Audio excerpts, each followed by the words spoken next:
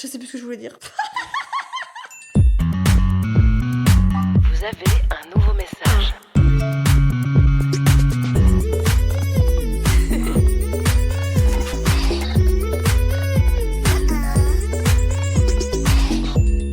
Vous avez un nouveau message. Bonjour tout le monde, comme chaque semaine, c'est Flo au micro et aujourd'hui je vous retrouve avec un membre de la team. Salut Claire. Hello. Aujourd'hui on va parler ensemble d'Instagram, mais pas n'importe comment. On va vous dire tout ce qu'on aimerait dire à son CEO, Adam Mosseri, s'il était en face de nous. Petit disclaimer, si certains termes marketing ne vous sont pas familiers, ils sont expliqués en description de l'épisode. Alors, pour mettre un peu de contexte, j'ai demandé à ChatGPT qui est Adam Mosseri. Il a 43 ans et il est de base designer graphique, puisqu'il a étudié le design d'information à New York. Il rejoint le groupe Meta en intégrant Facebook en 2008 pour travailler du coup sur le design et l'expérience utilisateur. 4 ans plus tard, il devient directeur de la gestion des produits. Il a joué un rôle super important dans l'élaboration de l'algorithme Facebook. Et c'est en 2018 qu'il est nommé responsable d'Instagram suite à la démission des 2 cofondateurs de l'app. Voilà pour le petit historique. Alors aujourd'hui, ça fait 4 ans qu'il est à la tête d'Instagram et on va profiter de cet épisode pour lui dire tout ce qu'on pense de l'application, qu'on utilise toutes les deux au quotidien avec nos différentes casquettes, influenceuse, CM et consommatrice personnelle. C'est parti, je sens Un sacré que... sujet quand même, hein. Mhm. Franchement, je rêverais qu'il soit dans le siège qui est vide là, pour lui dire tout ce qu'on pense de Je sens positif que- et de négatif. Oui, évidemment. Bien Je évidemment, sens on adore. que tu bouillonnes et que tu as tout un tas Ah, de mais j'ai choses. pas dormi de la nuit. J'ai pensé qu'à ça. Qu'est-ce que je lui dirais?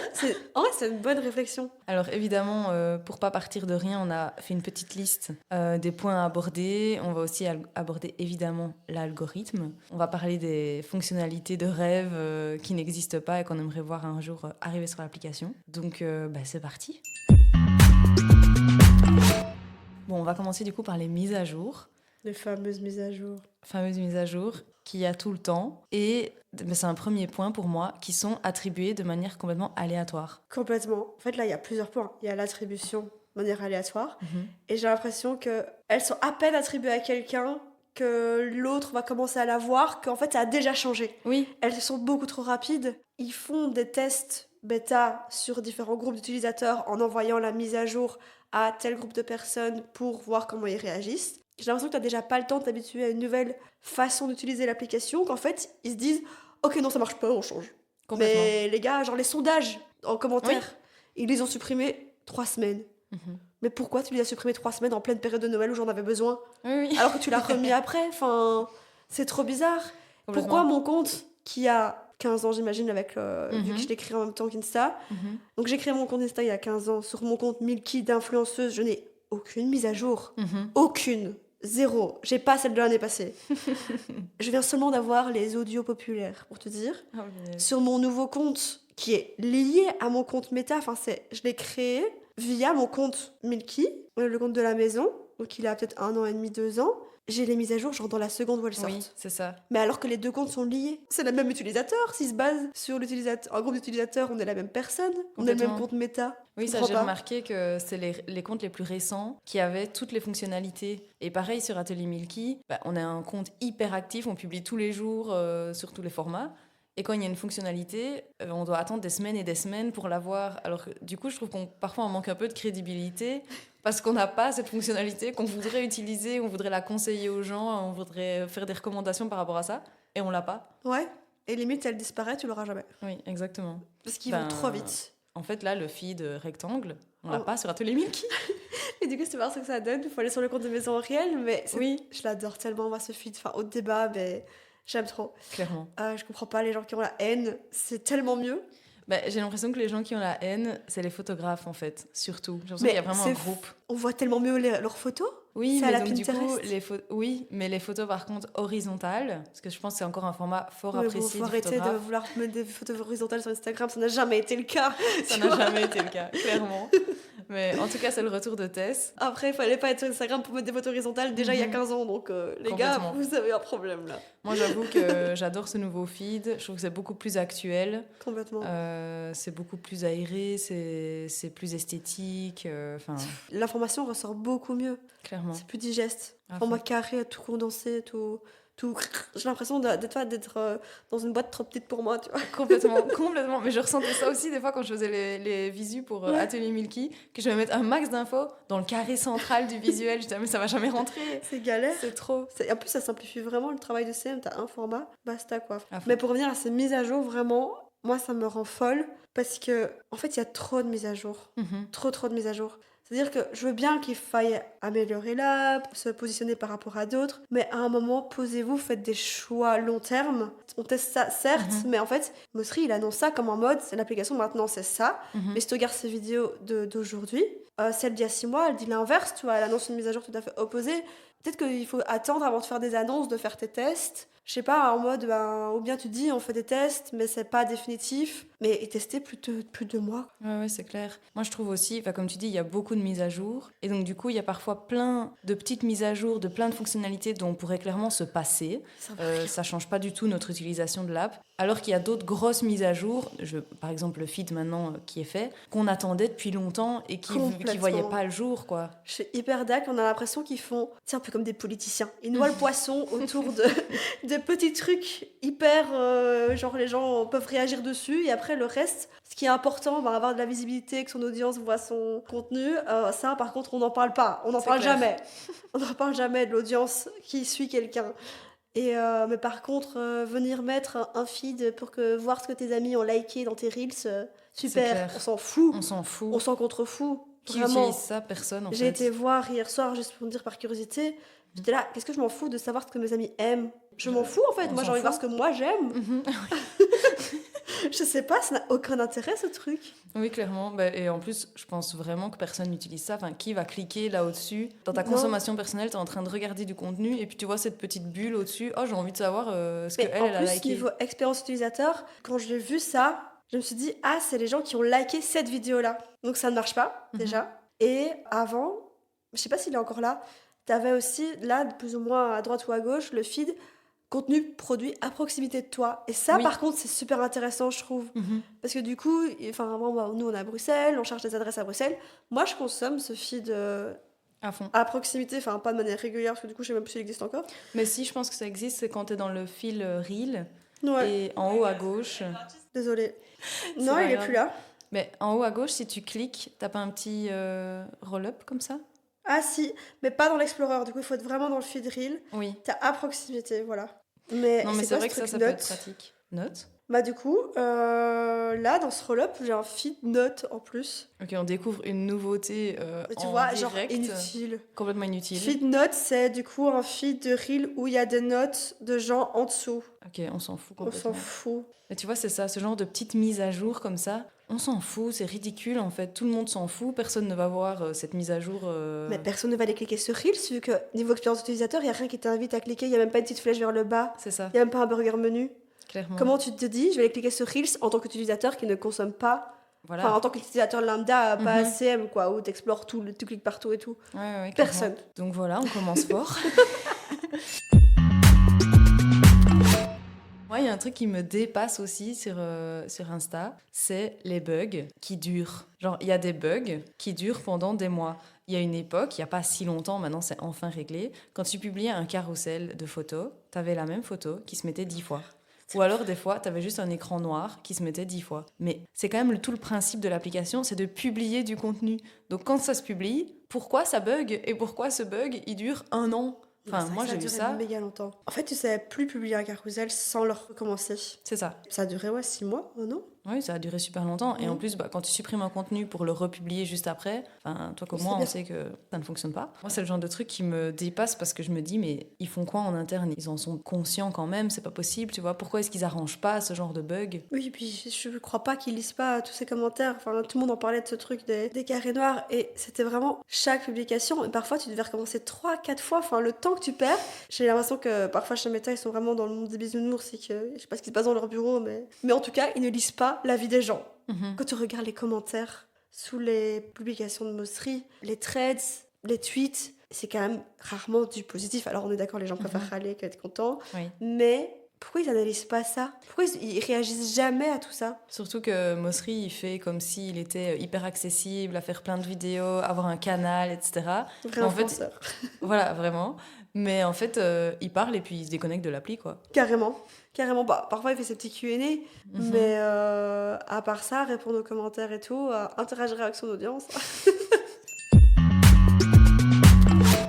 Moi, il y a une question que je me pose et je pense que ça va rester en suspens longtemps parce que je pense que c'est pas du tout dans les priorités de chez Meta, mais c'est la logique d'apparition des comptes qui regardent ta story. Pourquoi ça se mélange?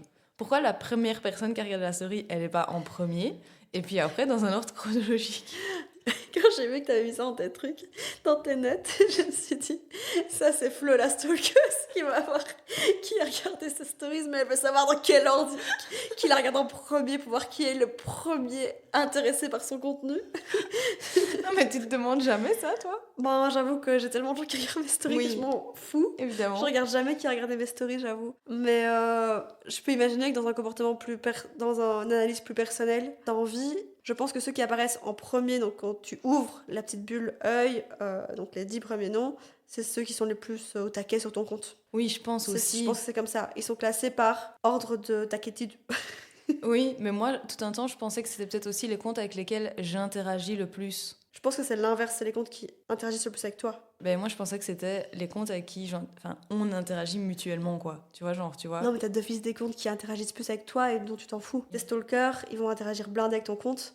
Oui. Tu t'en fous. Oui, Mais ils clairement. apparaîtront en premier. Peut-être Je pense bien. que c'est pas mutuel. C'est comme l'apparition des bulles stories elles-mêmes sur ton compte. Oui. Toi, en tant que consommatrice, là, c'est toi à quel point t'interagis avec ce compte. Sauf que je trouve que c'est un peu le chat qui se mord la queue parce qu'en fait, c'est normal que si tu suis 500 personnes et que si Instagram a décidé de te montrer telle bulle en premier, bah t'as jamais le temps d'aller jusqu'au bout de tes bulles. Donc, fatalement, c'est celle-là avec laquelle tu vas la plus interagir vu que c'est la première que tu vois. Évidemment, C'est pas pourtant c'est celle qui t'intéresse le plus. clairement. Donc moi ça c'est un truc que je peux aussi rebondir là-dessus, ça je reproche vraiment à Meta, c'est de pas créer un peu de diversification. Tu vois, c'est-à-dire que oui il y a l'algorithme, mais en fait au final l'algorithme il choisit quand même un peu pour toi parce que à force de te montrer les choses qu'il estime que tu préfères, et que c'est basé sur l'engagement que tu vas avoir avec ce contenu, fatalement tu n'engages pas avec du contenu que tu ne vois pas. Clairement. Donc il a décidé pour toi et tu vas engager de plus en plus avec ce contenu parce que tu vas le voir de plus en plus. Et il y a des comptes comme ça que tu suis et dont tu ne vois plus le contenu, mais moi je retourne engager volontairement je regarde à qui je suis abonnée puis je suis là putain Jacqueline je l'aime bien,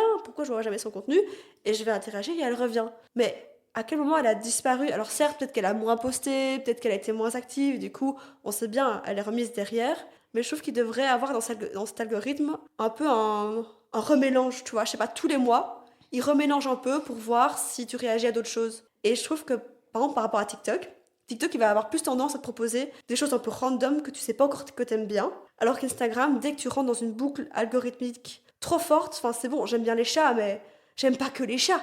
Ouais. Enfin, c'est pas parce que j'ai rigolé sur 3 vidéos de chats que je l'ai envoyé à mon mari que j'ai envie de voir que ça. Montre-moi aussi d'autres choses. Je trouve qu'il est trop spécifique en fait. Ouais, je suis d'accord. Et c'est là aussi que les deux applications se distinguent fort, parce que c'est vrai qu'on dit qu'Instagram et TikTok ont tendance à fort se ressembler ces derniers temps, ces derniers mois. Mais c'est vrai que là-dessus, au moins sur TikTok, tu as plus de diversité, beaucoup plus de propositions de contenu que sur Instagram. Comme tu dis, si tu as 3-4 comptes que tu suis beaucoup, au final, moi je fais le constat en effet qu'il y a moins de 10 comptes que je vois vraiment régulièrement dans mon Instagram, quoi. Complètement. Et en explorant partout, hein, on consomme, je pense toutes les deux, énormément en perso ou en pro. Je consomme mon feed principal, mon feed Explorer, mon feed Reels, et je revois les mêmes gens.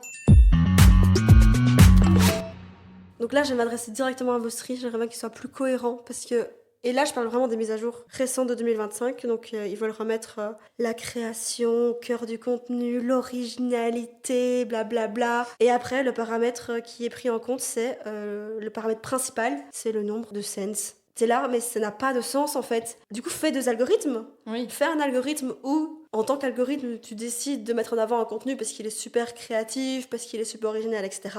Mais c'est pas pour autant que les gens vont se l'envoyer entre eux. Mais c'est pas parce que je l'envoie à personne que je l'ai pas apprécié. Clairement. Et ça, je trouve que ça manque vraiment du coup de cohérence, puisqu'il va te dire ça, mais du coup, comment ces créateurs qui vont faire du contenu super créatif, original, vont être mis en avant? Si le paramètre principal d'analyse algorithmique, c'est le sense. Alors, il a dit aussi, il a balancé en disant le like est maintenant aussi important. C'est une nouveauté, pareil, cohérence. Ok. Avant, c'était l'enregistrement, maintenant, c'est les sense, maintenant, c'est le like.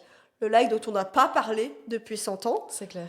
Maintenant, le like est sur pied d'égalité avec le sense. En fait, il analyse sur base des gens avec qui tu es déjà connecté, donc ils te suivent déjà. Ils vont estimer que c'est le like qui prime. Et sur les gens qui ne connaissent pas, c'est le sense. Mais pour le même contenu. Ça n'a pas de sens. Non, ça n'a pas de Pourquoi sens. quelqu'un qui ne me connaîtrait pas enverrait plus le contenu que quelqu'un qui me connaît? Et pourquoi quelqu'un qui me connaît likerait plus que quelqu'un qui ne me connaît pas? Ça n'a pas de sens. Non, ça a Enfin, pas je de sais pas sens. si je suis folle, mais je trouve que c'est pas cohérent. Et je suis par contre super contente qu'ils parlent d'originalité des contenus, de mettre plus en avant, de créditer les gens qui créent les tendances, etc. Ils ont mis en place des outils là, qui sont déjà dispo aux States avec vraiment des vrais crédits pour les auteurs. Mais je vois pas à quel moment la créativité va apparaître plus dans le feed. Je suis désolée, ça se voit. Ce que tu envoies à tes potes, c'est les vidéos, tu te marres. C'est les trucs de merde avec plein de watermarks qui sont des copycats de trucs, des enregistrements d'écran qui sont déjà des enregistrements d'écran qui ont été croppés et tout en qualité de merde. Tu te marres, tu l'envoies à ton pote, etc. Mais tu consommes pas Instagram pour ça à la base, tu l'as juste vu, c'est marrant. Tu veux voir aussi des belles choses, du contenu inspirant et tout. Donc pour moi, il faut 2 algorithmes différents. Peut-être qu'il y en a, mais ils n'en parlent pas. Ils mettent tous sur le même pied d'égalité. Oui, ça, je pense qu'on le saurait s'il y avait 2 algorithmes pour analyser les contenus. Mais oui, en effet, pour ça, il y a un gros manque de cohérence sur la plateforme. Complètement. Et il y a un autre truc aussi, tant que je m'adresse encore à Mosseri sur sa cohérence, c'est par rapport aux vrais créateurs de contenu, donc aux créateurs de contenu professionnels dont je fais partie. Il veut proposer une plateforme qui est plus sécurisante, plus transparente, donc avec plein d'outils pour mentionner les collaborations rémunérées. Normal. Enfin, je veux dire, maintenant, c'est clair, tout le monde est au courant qu'il y a la loi, qu'il faut mentionner ses contenus publicitaires. Mais dès que tu mets publicité, soyons honnêtes, ton reach, il est divisé par 100. Alors, il a fait une vidéo juste là-dessus, en disant « Non, le contenu n'est pas Shadowban si vous mettez publicité. » Je comprends que les gens aussi, d'un point de vue expérience utilisateur, tu vois publicité, tu interagis peut-être moins avec le contenu, donc ça engrange peut-être un truc avec l'algorithme. Mais je suis désolée, j'ai fait l'expérience. Je prends toujours un mois de vacances, en tout cas un mois où je ne crée pas de contenu pour les marques en janvier et en juillet. Ici, en janvier, mon reach, il a fait x6. J'ai pas mentionné une marque, mais même pas que des collaborations. Hein. Je veux dire, il y a le contenu pour lequel tu vas être payé, mais il y a aussi le fait juste de dire que ma robe c'est une Cézanne, je l'ai achetée, etc. Même ça, je le fais pas. Je mentionne pas de marque, mais pas de lien externe vers la plateforme. Directement, le reach il fait x6, x8. Je suis désolée. C'est faux de dire que t'es pas Shadowban si tu mentionnes plein de marques et tout. Oui, puis c'est pas que le comportement utilisateur qui joue dans cet engagement-là. Non, complètement pas. Et le contenu, il y a, on va dire, autant, c'est le même contenu. Exactement. C'est vraiment mon contenu que je poste ici en vacances. Il y a peut-être un peu plus de perso, mais il y a quand même beaucoup de contenus qui sont encore relatifs à des outfits et tout ce que je fais déjà dans la vie de tous les jours. Et vraiment, je trouve qu'il veut remettre les créateurs au cours du contenu, qu'ils soient mis en avant et tout, mais en fait, il vient les casser. Puis surtout, faut pas oublier, si ces gens ils créent pas du contenu pro, il y a personne qui crée du contenu sur Insta. Enfin, moi, je prends un taf normal. Je vais pas m'amuser à créer des contenus sur Insta si ça me rapporte pas quelque chose. Enfin, je sais pas si c'est clair ce que je dis. Tu vois, pour créer mon contenu day-to-day, divertissant, inspirant, il faut bien que j'ai ces collabs qui financent mon reste de création de contenu. Clairement. Et si j'avais pas le temps de le faire, enfin parce que j'ai un autre taf, je créerais pas du contenu et plein de gens créeraient pas de contenu. Donc c'est pas cohérent. Ils devraient mettre en place un système de rémunération comme sur TikTok où en fait tu dépendrais pas des marques, tu crées juste ton contenu sur Insta, t'es payé à la vue, comme sur YouTube, comme sur TikTok. Comme Tip-top, la boumeuse. Et au moins, là, du coup, il y aurait plus problème de devoir... Parce qu'on est obligé de faire des collabs avec des marques pour financer tout le reste, en fait. Ouais. Sinon, on n'est pas créateur de contenu. Après, voilà, il veut remettre les créateurs de contenu au cœur du système, mais je pense que ce qu'il ne mentionne jamais et qui est évidemment la priorité de Meta, c'est que les gens injectent de l'argent sur cette plateforme. Donc ce qu'il voudrait, c'est que la marque avec qui tu travailles vienne booster ton contenu et injecte un budget pour que ce soit sponsorisé. En fait, c'est ça mais le dis-le but. alors. Franchement, dis-le, pas de problème. Tu prends un pourcentage et tu donnes un bon reach à mon contenu. Moi, je suis contente, je m'en fous. Puis surtout, en fait, le fait que ça... Tu vois, qui diminue le reach de ces contenus sponsorisés, ça n'incite pas les gens à mentionner leur collaboration. Moi, je vois plein d'influenceuses, je le sais, je le vois. C'est des collaborations cachées. Mais le reach, du coup, il est super bon. on buzz et tout, trop bien. Mais c'était qu'à se cacher en fait, tu mens à ton audience. Il y en a vraiment, c'est sans scrupule. Et je peux le comprendre. Et de plus en plus, toi tu te dis, putain, moi je suis déjà à la bonne poire, je me conforme à tout. Et en plus de ça, mon reach il est nul. Du coup, les marques elles sont moins contentes. Du coup, mon audience elle est moins contente aussi parce qu'elle voit que des pubs. Et en fait, Personne n'est content. personne n'est content. Et l'audience, elle consomme le même contenu de l'autre influenceuse. C'est autant de contenu de marque et tout. C'est juste pas mentionné. Mais tout le monde est content. Je trouve ça injuste en fait. Sur une note un peu plus positive. Disons-lui quand même des choses gentilles à Mossery. Oui, parce que bon, on utilise quand même son application tous les jours. On est super contente que la photo revienne sur le même pied d'égalité que la vidéo. Il était temps. Complètement. Ça, c'est un merci Mossery. Ça devrait rimer plus souvent, merci Mossery. Moi, c'est quelque chose qui me manquait beaucoup. J'avoue qu'à la base, je suis plus photo que vidéo. Les sombres années Covid, à faire que de la vidéo, franchement, c'était pas hyper drôle. Moi, ça me manquait de poster un chouette carrousel qu'il atteigne. Franchement, les stats des carousels pendant 2 ans, là, ça a été... pendant 4 ans, ça a été... Je faisais peut-être des 700 likes pour un compte à 200 000 abonnés. Oui. C'était horrible.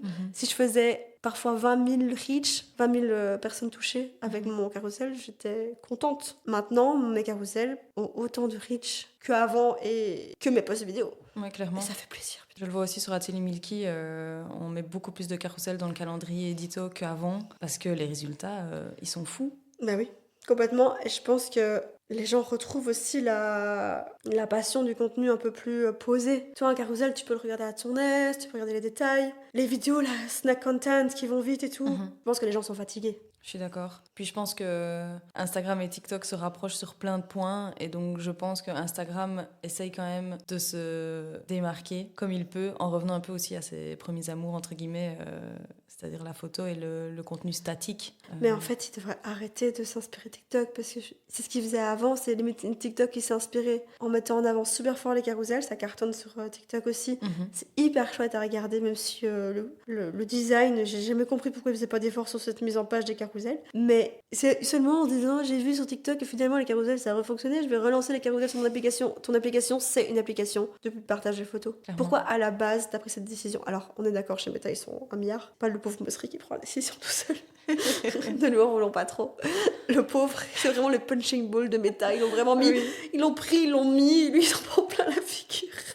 Clairement, ça c'est vraiment un merci.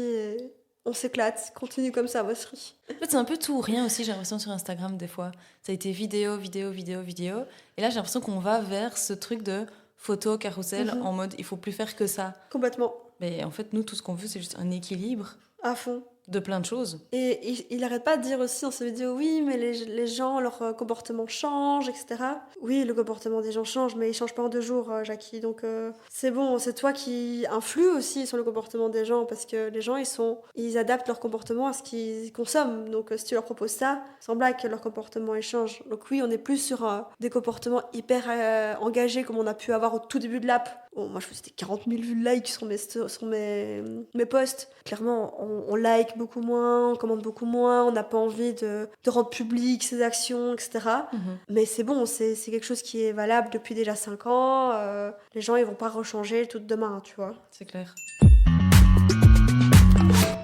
On va passer sur la partie algorithme. Bon, on l'a déjà un petit peu mentionné, mais l'algorithme d'Instagram, on se demande quand même, c'est quoi cet algorithme de l'enfer? Et c'est surtout, ils veulent pas qu'il arrête de changer. On parlait des mises à jour. Moi, ce qui est vraiment une grosse incompréhension sur l'algorithme, c'est que les gens qui s'abonnent à ton compte ne voient pas ton contenu. C'est quoi? En fait, j'ai pas les mots tellement ça me dépasse, parce que si les gens font le pas de te suivre, c'est parce qu'ils apprécient ton contenu, c'est parce qu'ils ont envie de voir ton contenu quotidiennement, mais la plateforme ne leur montre pas. Mais à quoi bon, en fait? Complètement. À la plateforme, va montrer une partie de l'audience, mais jamais à tout le monde. C'est ça. Alors que les gens, je pense sincèrement que les gens consomment principalement leur feed normal plutôt que l'Explorer et le feed Reel. À moins d'être vraiment Gen Z, TikTok, t'es vraiment que dans ton feed Reel. Mais les gens consomment leur feed des gens qui veulent voir, ou en tout cas les stories. Je suis tout à fait d'accord avec toi sur le fait que pourquoi montrer juste à 10% pour le montrer à d'autres parties de ton audience par après si ces gens-là ont réagi. Montre-le juste de base en fait. Viens montrer d'autres choses en plus après. À fond. Alors je pense que le but c'est que, vu que l'application vieillit, je pense que si les abonnements des gens, tu vois, ils représentaient plus à un moment trop la réalité de ce qu'ils voulaient suivre. Les gens ne se désabonnent pas spécialement toujours des comptes. Ils ont plus tendance à créer un nouveau compte en disant je me relance à zéro et l'ancien compte, je l'oublie. Et donc, peut-être qu'il y a eu un désintérêt qui s'est fait et donc ils ont dû relancer le truc. Mais ils doivent montrer à plus de gens. Oui, complètement. Parce qu'en fait, derrière certains contenus, il y a vraiment des heures de réflexion, de travail, de post-production. Et quand ce contenu-là, il floppe, c'est quand même vraiment dur, je trouve.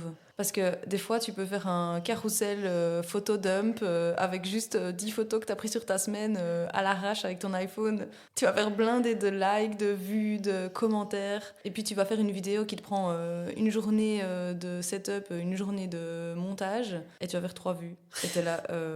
Après, je pense que leur volonté, c'est vraiment de revenir à ce côté méga authentique, méga simple. Mais tu vois, à nouveau, on revient sur la cohérence. Tu veux du contenu original, créatif, tu parles tout le temps de créateur. Je suis désolée, moi, quand je mets un photo dump de ma semaine, c'est pas le côté créateur. Hein. Je m'adresse juste à mes potes pour qu'ils voient ça. Donc, quelle est la cohérence? Pourquoi tu donnes plein de visibilité à ce contenu-là? Et un contenu qu'on met des heures à faire pour ta plateforme, tu le montres pas. Tu le montres pas à d'autres gens, c'est pas grave, montre-le au moins aux gens qui me suivent. C'est ça.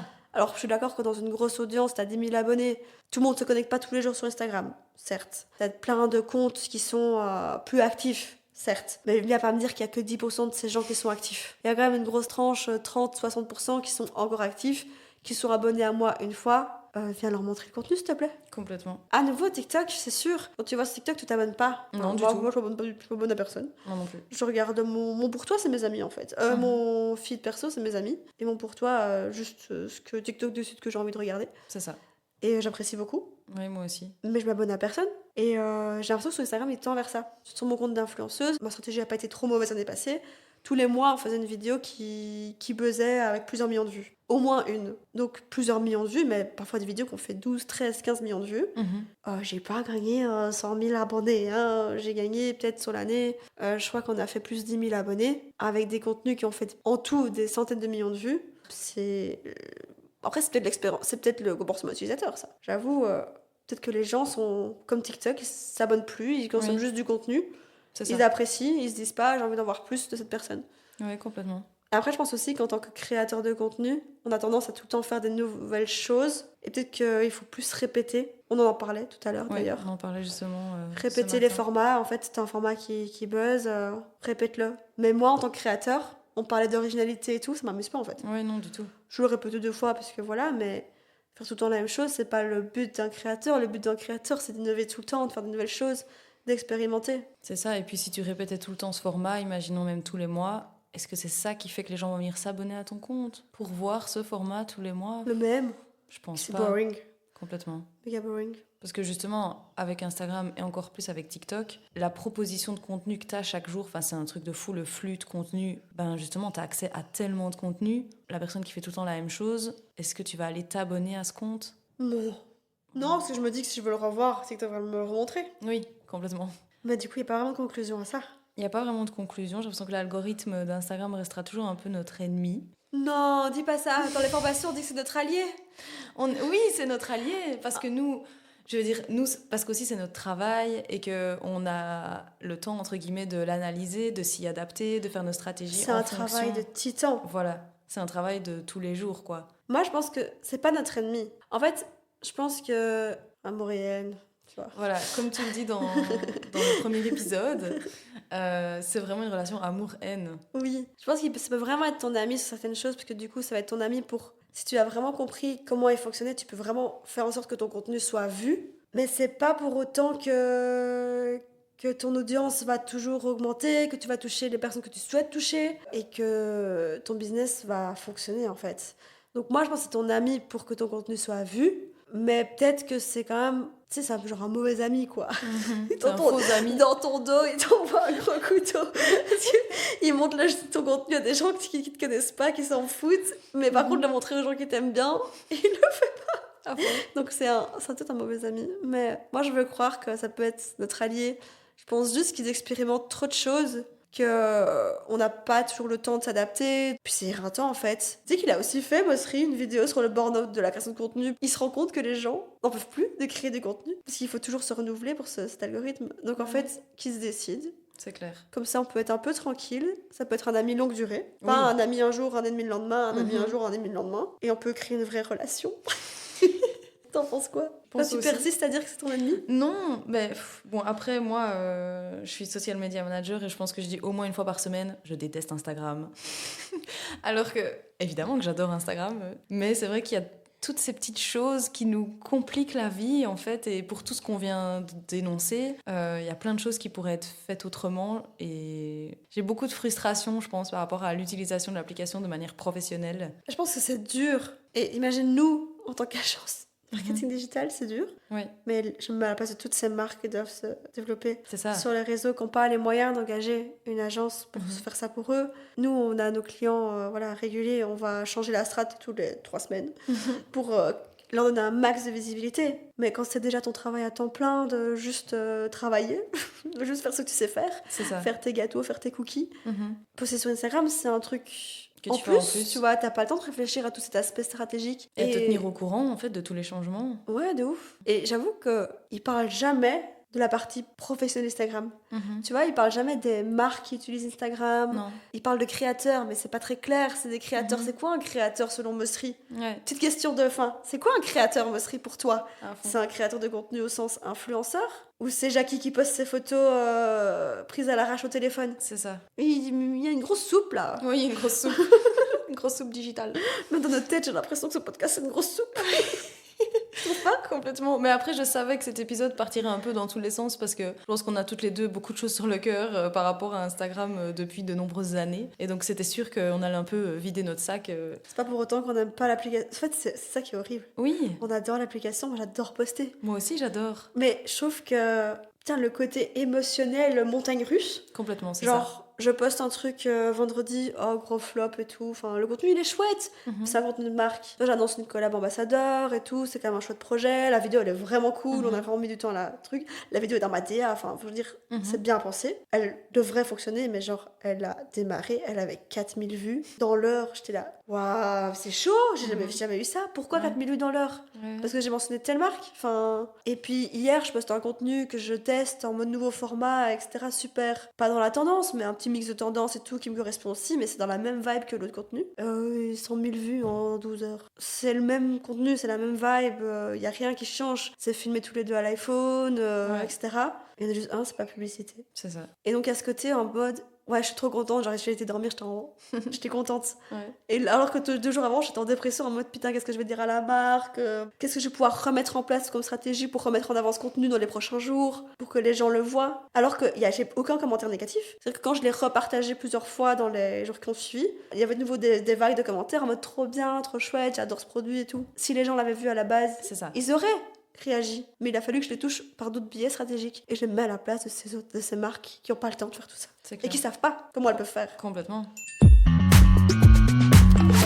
On va finir sur les fonctionnalités rêvées. Oh qui ouais, n'existent pas. cool. Ça c'est chouette. Bon, après, j'ai l'impression que les petites fonctionnalités qu'on a notées, c'est vraiment des fonctionnalités parce que nous, on utilise l'application au quotidien et donc on remarque ces petites choses qui n'existent pas. Moi, je vais commencer par une, mais ça, c'est vraiment ma fonctionnalité de rêve. Je pèse mes mots. Mais maintenant, elle est disponible sur TikTok, donc allez, ça va arriver sur Instagram, c'est sûr. Quand tu postes une vidéo ou un carrousel, dans les stats, tu sais à quel moment la personne, elle a liké ton contenu. Donc, C'est si tu terrible. publies une vidéo, tu sais que c'est à la seconde 11 que la personne, elle s'est dit « Ok, là, j'adore, je like. » Mais j'adore cette stat. C'est génial. C'est hyper intéressant. Et pareil pour les carousels. Tu sais aussi à quel slide la personne, elle a fait l'action de liker ton contenu. C'est trop bien. J'adore. Ouais, j'adore aussi. Il faut qu'on l'ait. Franchement, j'ai rêvé Franchement, de d'un cette... point de vue analyse, ça, c'est génial. C'est génial, vraiment. Et puis, ouais, pour optimiser ton contenu par la suite et tout, pour connaître ton audience, que les gens aiment, je trouve ça trop intéressant. À fond. Moi, j'en ai rêvé pendant des années. C'est arrivé sur Je l'ai pas TikTok. encore vu sur TikTok. Je sais pas Franchement, si on je va l'ai. voir. Quand elle est arrivée il y a quelques mois, slash semaines, et quand je l'ai vue, je me suis dit, mais ok, c'était pas dans ma tête ce truc, genre c'est vraiment intéressant quoi. Trop bien. Donc voilà, j'espère bientôt sur Instagram. En vrai, déjà, avec sa nouvelle stat uniformisée de vue, c'est génial. Je suis d'accord. Là, du coup, je peux, avec le reel que j'ai sorti hier qui fonctionne clairement mieux, c'est des stats que j'aurais analysées, je veux dire, de manière abstraite en comparant mes contenus de base. Mais là, il te met vraiment la courbe. Ce reel, tu vois que ta courbe, elle est méga ascendante par rapport à tes reels moyens. C'est génial. Tu À vois fond. aussi le temps que les gens restent. test par rapport aux autres vidéos et tout, c'est trop cool. Donc vraiment, c'est sur la bonne voie d'un point de vue statistique. À fond. Moi, il y a un truc qui me rend folle dingue, c'est ces brouillons qui expirent après 7 jours. Mais pourquoi t'as décidé 7 jours? Alors, le sens, il l'a expliqué, hein. Mosri. Ouais, Vas-y. parce que j'ai cherché. Mhm. Je dis, c'est pas possible qu'il en ait jamais parlé. Moi, à chaque fois qu'il fait une FAQ, je lui pose la question. Pourquoi mes brouillons de stories font 7 jours? Et il a dit, en fait, il veut que l'espace story, ça reste un espace authentique où les gens ne se prennent pas la tête et postent spontanément. Ce que je peux vraiment comprendre. Mais qu'est-ce que ça peut te foutre que des gens veuillent pas poster spontanément et qu'ils veuillent préparer leurs stories parce que ce sont des créateurs. À nouveau, on revient, créateurs, originalité et tout. Donc tu fais des stories plus travaillées de temps en temps pour des campagnes spécifiques. J'ai envie de les mettre en brouillon. Enfin, et moi, en tant que créatrice de contenu, je dois envoyer mon contenu pour validation aux marques. Mon contenu, il est envoyé entre 2 à 3 semaines en amont du posting pour les validations. C'est de plus en plus long à chaque fois. Je dois refaire tout 3 fois parce que mes stories, elles expirent. Mais ça peut lui foutre quoi de même juste mettre 30 jours? Clairement. Ça me rend complètement. folle. Ça, c'est vraiment des petits trucs du quotidien qui changeraient notre vie si c'était un peu optimisé. Quelle est la différence avec un carousel ou un Reels qui ne périme pas? À moins que tu changes de téléphone et qu'on te le vole. C'est clair. Complètement. Je suis sûre qu'il y a un truc caché. Une raison cachée qui dit pas. Certainement une raison cachée. Ou alors un problème de Ils ont pas assez de développement. serveurs. C'est ça. Il y a un truc avec le développement derrière et il veut pas l'avouer. C'est sûr. Tu peux, donc, quand tu postes, tu peux remodifier tout ton contenu. Tu peux tout remodifier. Mais tu peux pas ajouter la musique que t'as oublié de mettre quand t'as posté ton carousel. Donc c'est une nouvelle fonction. Ça, je pense que c'est un oubli. Enfin, c'est un truc qu'ils ont pas encore développé. Peut-être. C'est pas possible. Genre pourquoi? Mais sur un Reels, tu peux pas modifier ta musique. Non. Une fois que c'est publié, tu peux pas modifier ta musique. Mais pourquoi? Mais après, sur un reel, ça me choque moins puisque bon, si tu fais ton montage sur un son spécifique. Mais qu'est-ce que ça peut leur faire si je veux changer de son? Ah oui, eux, rien.